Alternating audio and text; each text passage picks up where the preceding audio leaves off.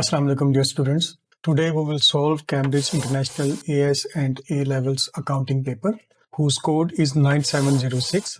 This is paper 1 variant 1 and it is from October-November 2025.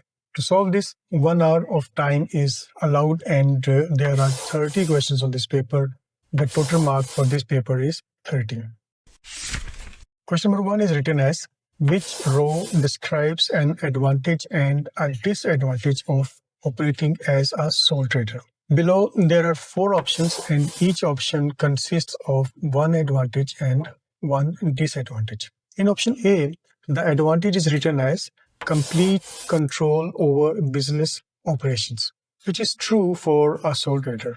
And the disadvantage is written as financial statements must be published. This is written incorrectly because only limited liability companies are bound to publish financial statements. So the option A is not completely correct. In option B, the advantage is written as easy to set up.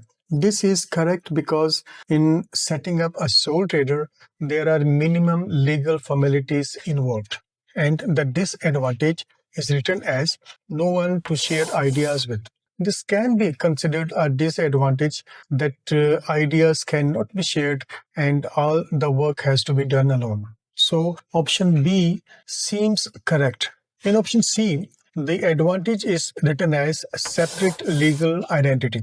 This is incorrect because a sole trader business does not have a separate legal identity from its owner. Separate legal identity is only for limited liabilities companies. Okay. And the disadvantage is written as no one to share workload with.